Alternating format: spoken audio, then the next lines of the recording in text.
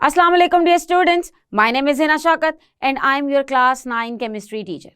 और आज के इस लेक्चर में हम डिस्कस करने जा रहे हैं physical and chemical properties of non metals और साथ ही साथ हम देखेंगे trend of electronegativity as well. So students, जल्दी से लेते हैं एक क्विक रिकैप. हम पढ़ रहे हैं हमारा chapter number 8 which is chemical reactivity. And so far in this chapter, we are done with the whole one topic, which was topic 8.1 related to metals. और हमने start किया है हमारा topic 8.2, which is non-metals. And in the previous class, we are done with discussion related to the introduction of non-metals. हमने देखा कि उसकी definition को किस तरह से लिखेंगे and how they form anions. और साथ ही साथ हमने डिस्कस किया उनके इलेक्ट्रोनेगेटिव कैरेक्टर या फिर नॉन मेटालिक कैरेक्टर को डिटेल में और पीरियोडिक टेबल में उनकी पोजीशन को भी अच्छे से समझा है. मुझे उम्मीद है कि इस लेक्चर से पहले ही आप सारी की सारी नॉन मेटल्स के नाम अच्छे से याद कर चुके होंगे. सो आज के इस लेक्चर में हम इसे कंटिन्यू करेंगे विद प्रॉपर्टीज और हमें पढ़नी है फिजिकल प्रॉपर्टीज और chemical properties in general. So let's start with the physical properties of non-metals. Whenever you have to write physical properties of something, so you will always start with the opening line. आप हमेशा start करेंगे like following are the important physical properties for non-metals and then you have to write them one by one. चलिए one by one discuss करते हैं. जब हम बात करते हैं word physical की, तो physical का मतलब वो चीज़ें होंगी जिन्हें हम अपनी 5 senses से perceive कर सकते हैं, जिन्हें महसूस किया जा सकता है, जिन्हें परसीव किया जा सकता है. सो फिजिकल प्रॉपर्टीज में सबसे पहले आएगी इनकी existence in physical state of matter. कि अगर हम बात करते हैं नॉन मेटल्स की तो वो किस फिजिकल स्टेट ऑफ मैटर में एग्जिस्ट करती हैं. As we know that there are 3 physical states, solid, liquid and gas. तो नॉन मेटल्स किस में फॉल करेंगी? हमने देखा था कि metals are usually solid except for few exceptions, लेकिन non-metals can exist in solid, liquid and gas, all states of matter. और इसका कोई हार्ड एंड फास्ट रूल नहीं है, यानी कि आप इस प्रॉपर्टी का कोई खास ट्रेंड नहीं लिख सकते. अगर आप इन जनरल बात करें तो किसी भी ग्रुप के शुरू वाले एलिमेंट्स, जो शुरू वाली नॉन मेटल्स हैं, वो यूजुअली गैसेस होती हैं and when you are moving down the group तो वो सॉलिड और लिक्विड होती जाती हैं.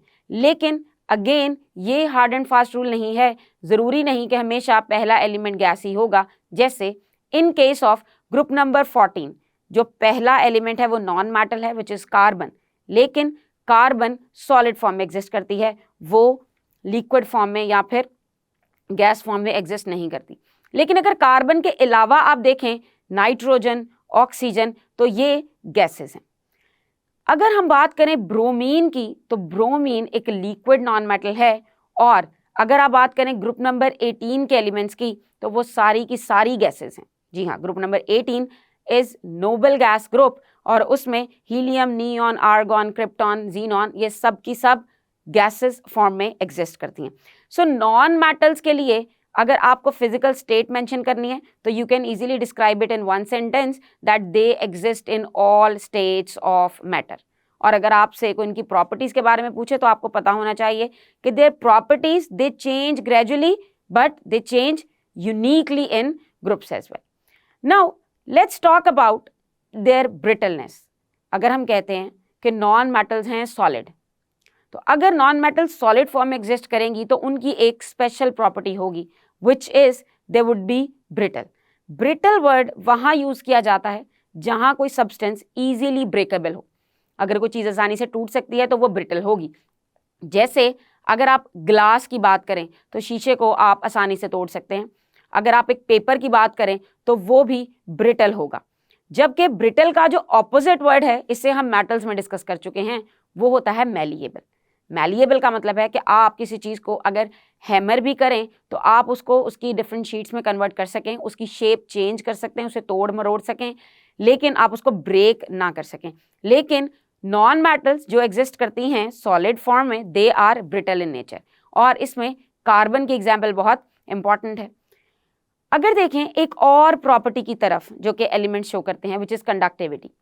Non metals they are usually bad conductors of heat and electricity, यानी they do not allow heat and electric current to pass through them. लेकिन सारे के सारे नॉन मेटल्स में ये करेक्टर नहीं है. There is one exception as well and that exception is graphite.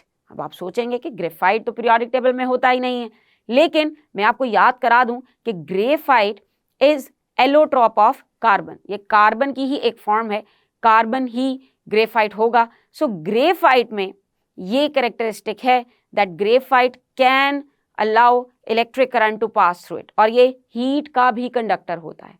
So if you are mentioning that non metals are bad conductors of heat and electricity, you should mention that except graphite, because graphite is a good conductor.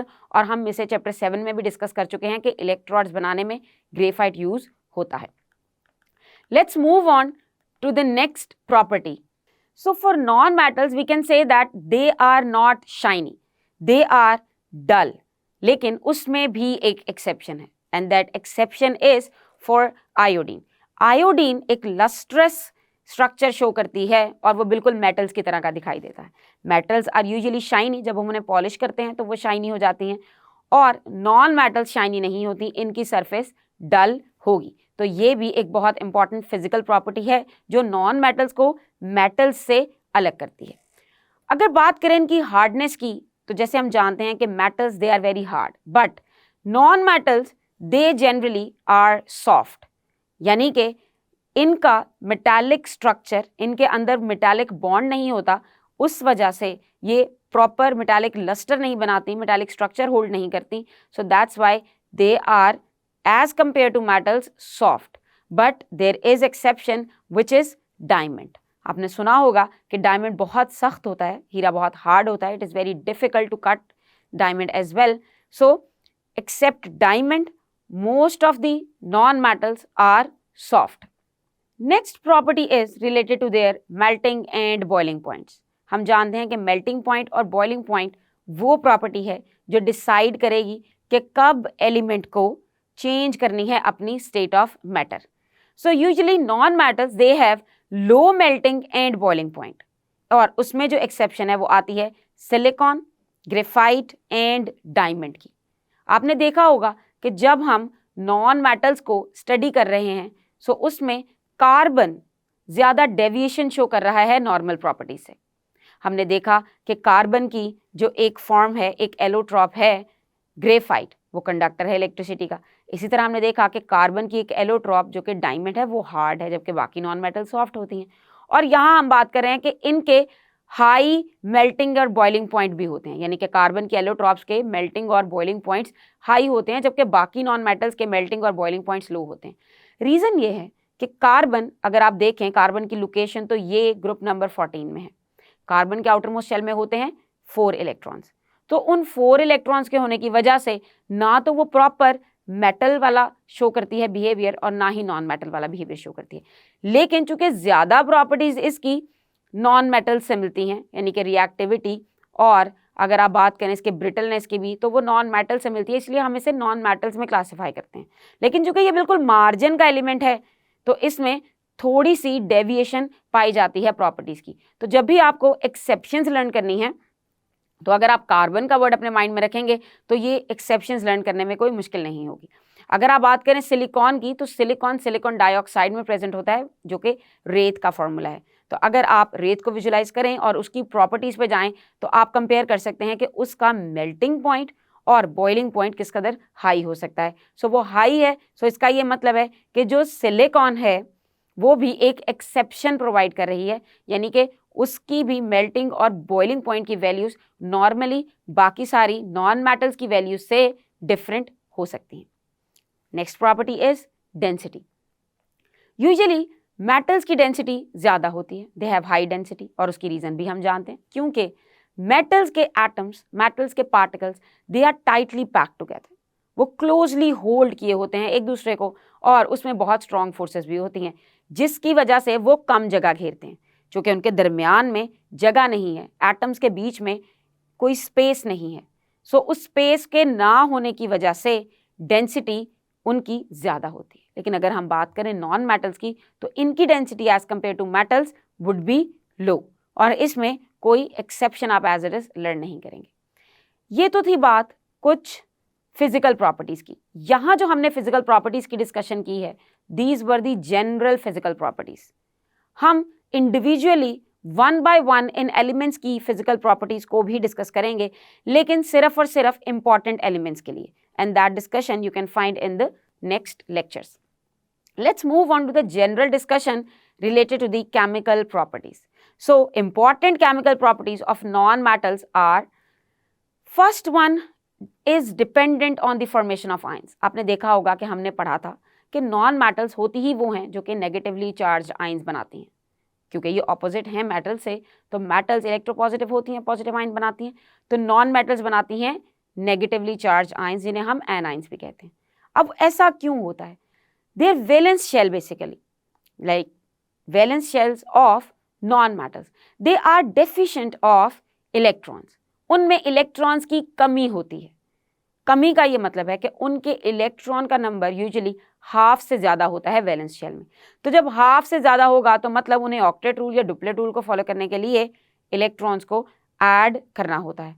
सो जब electrons deficit हैं ये, so they are readily accepting electrons to complete their valence shells.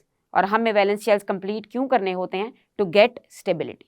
So non metals को भी stable होना होता है, और stability achieve करने के लिए वो इलेक्ट्रॉन डेफिसिट हैं तो वो इलेक्ट्रॉन्स को गेन करने की कैपेसिटी रखते हैं, और वो हमेशा रेडी होते हैं कि कोई इन्हें अपना इलेक्ट्रॉन दे और इनका आउटर मोस्ट शेल कंप्लीट हो जाए।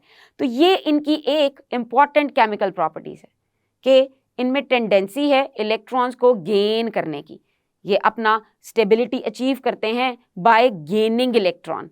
तो अब जब हमें ये केमिकल प्रॉपर्टी पता होगी तो हम इस केमिकल प्रॉपर्टी को यूज करते हुए इजीली प्रिडिक्ट कर सकेंगे कि किस केमिकल रिएक्शन में नॉन मेटल्स पार्टिसिपेट करेंगी।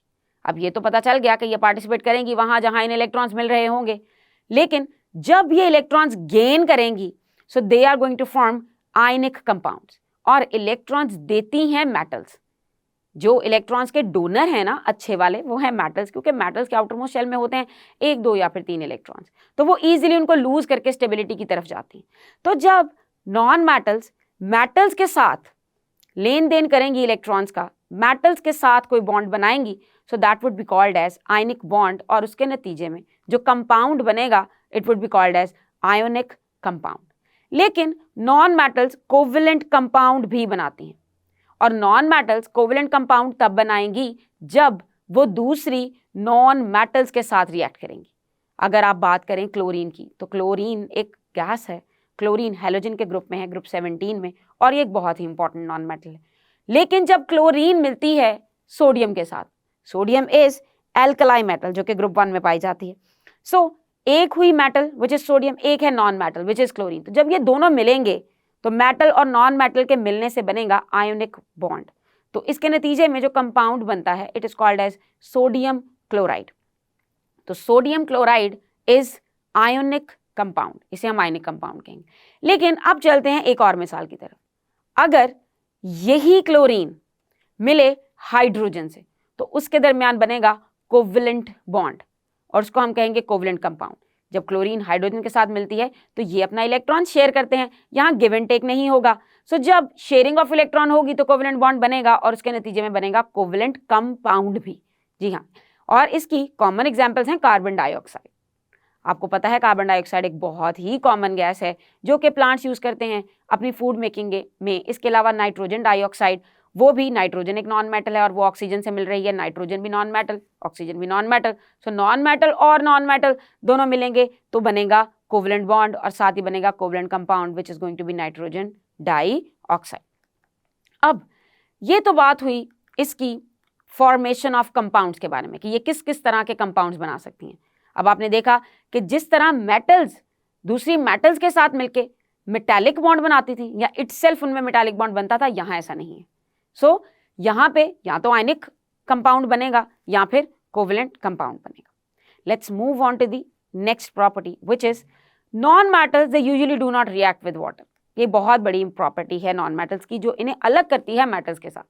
मेटल्स पानी के साथ रिएक्ट करते हैं, आई नो सारी की सारी मेटल्स नहीं करती, लेकिन देयर आर सम कंडीशंस जिनके अंडर वो वाटर के साथ रिएक्ट कर सकती हैं। But if you talk about non metals, so they do not react with water at all. इसके अलावा non metals they do not react with dilute acid as well. ये डाइल्यूट एसिड्स के साथ भी रिएक्ट नहीं करती।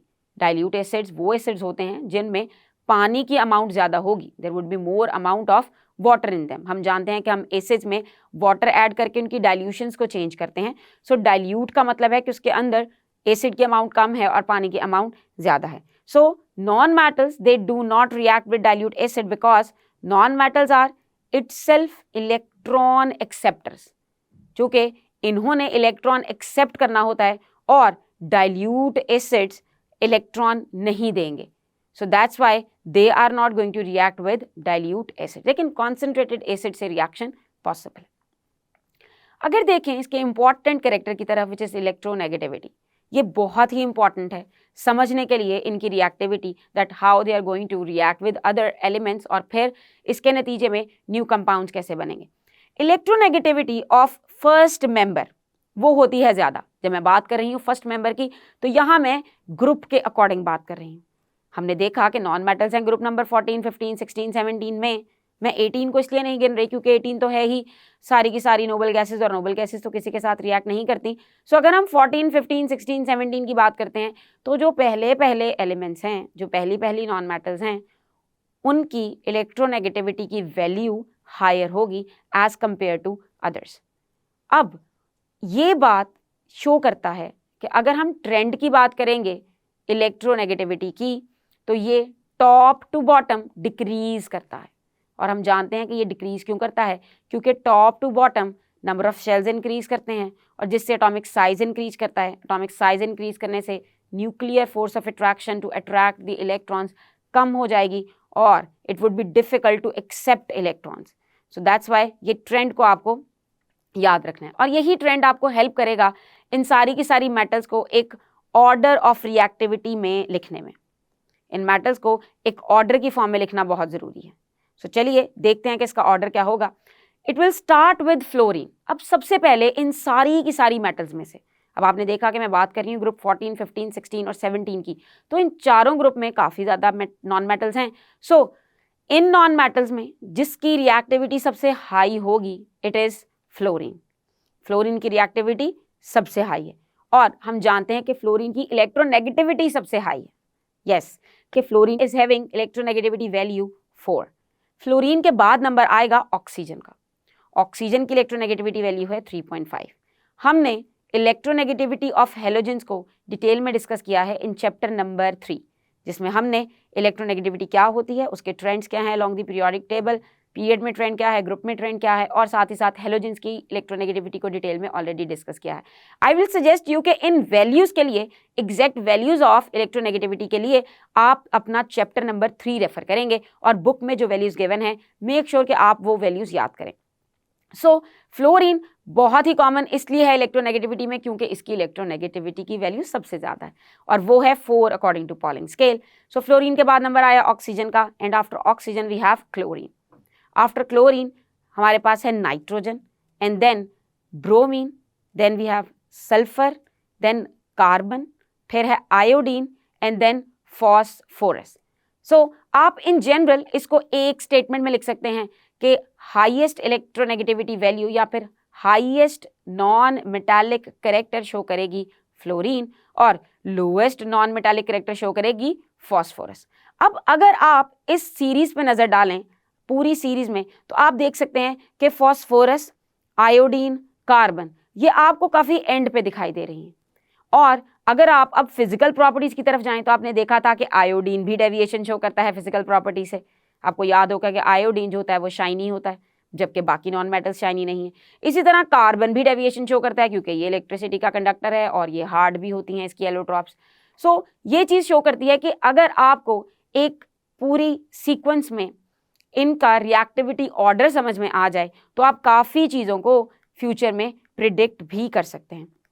यहाँ हमने बात की है इन जनरल सारी की सारी नॉन मेटल्स के बारे में, लेकिन नॉन मेटल्स के ग्रुप में जो प्योर नॉन मेटल्स हैं वो है ग्रुप नंबर 17, क्योंकि ग्रुप नंबर 17 के आउटर मोस्ट शेल में होते हैं 7 इलेक्ट्रॉन्स। अब जब वो 7 इलेक्ट्रॉन्स हैं तो उसमें कैपेसिटी है 1 इलेक्ट्रॉन गेन करने की, जो कि बहुत आसान है। यानी कि एक इलेक्ट्रॉन गेन करना आइडियल सिचुएशन है नॉन मेटल्स के लिए, और ये बहुत अच्छे से बॉन्ड बनाएंगी with first group of elements जो कि हैं एल्कलाई मेटल्स।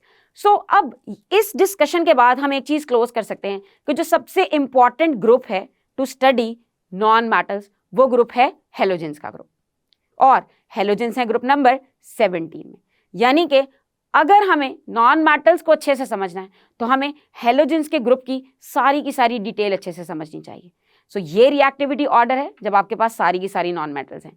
अब हम डिस्कस करेंगे रिएक्टिविटी ऑफ हेलोजेंस, क्या आखिर हेलोजेंस की इलेक्ट्रॉनिक कॉन्फ़िगरेशन क्या है, उनकी रिएक्टिविटी क्या है और उनकी प्रॉपर्टीज कैसी हो सकती हैं, क्योंकि चूंकि सबसे ज़्यादा यही यूज़ होती हैं एज ए नॉन मेटल। जब भी आपसे नॉन मेटल की कोई एग्जाम्पल पूछेगा तो आपके माइंड में सबसे पहले क्लोरीन, आयोडीन या फ्लोरीन इस तरह की चीज़ें आएंगी।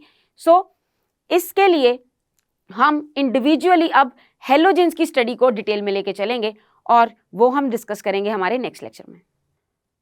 सो स्टूडेंट्स, आज के इस लेक्चर में हमने डिस्कस किया है कुछ जनरल फिजिकल और chemical properties of non metals को, और साथ ही साथ इलेक्ट्रोनेगेटिविटी के ट्रेंड को भी समझा है कि आखिर ग्रुप में इलेक्ट्रोनेगेटिविटी किस तरह से स्प्रेडेड होती है। मुझे उम्मीद है कि आपको समझ आया होगा। अब हमें हमारे आने वाले लेक्चर्स में यही नॉलेज यूज करते हुए उसकी फिजिकल और केमिकल प्रॉपर्टीज को डिटेल में समझना है, और अब हम जिस पॉइंट पे फोकस करेंगे वो होंगी हेलोजेंस। यानी कि यहाँ हमने जनरल नॉन मेटल्स को डिस्कस किया है, लेकिन अब हम हेलोजेंस को इन डिटेल डिस्कस करेंगे। So see you all in next lecture. Until then, अल्लाह हाफिज।